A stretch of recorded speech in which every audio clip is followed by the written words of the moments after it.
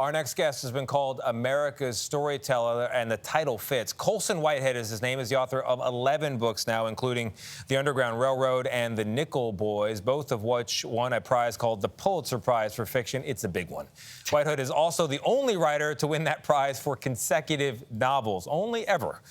His latest work is Crook Manifesto. It's a sequel to his 2022 book, Harlem Shuffle, and it follows a former crook, Ray Carney, through 1970s Harlem as he tries to keep his legitimate furniture store business thriving and his family happy. Colson Whitehead joins us now, but then he's got to get his daughter some concert tickets and things go haywire.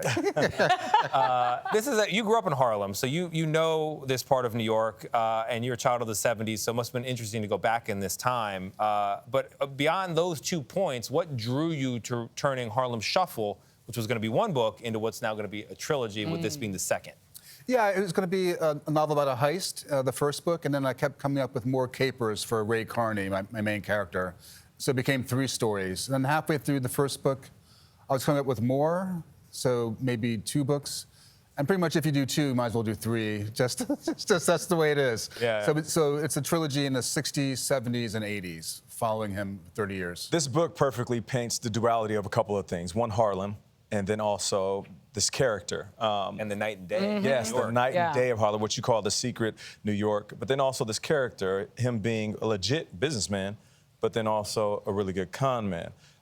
Was it difficult to walk that fine line between both day and night Harlem and also this character? Well, it's fun. I mean, I think all of us have our compartmentalized selves. We do. We're a person at work, at home, with our family and friends. Carney takes it to an extreme. You know, he wants to be an upstanding businessman, ascend the social economic ladder, but he has a voice in the back of his head saying, you know, let's do some crimes.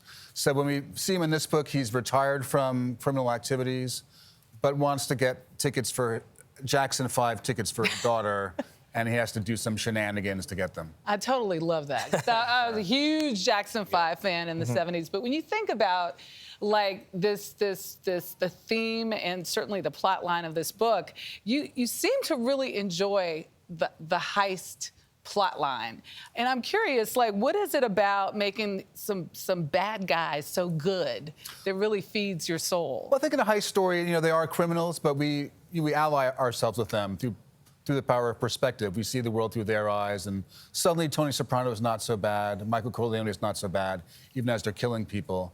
For me, the heist, there are 2 kinds of heist stories. You can pull it off like Ocean's 11 and become rich and famous, or everything goes wrong. And that sort of, you can defeat, outwit fate, your destiny, or not. I like the sort of dilemma of the heist, and there's a lot of permutations.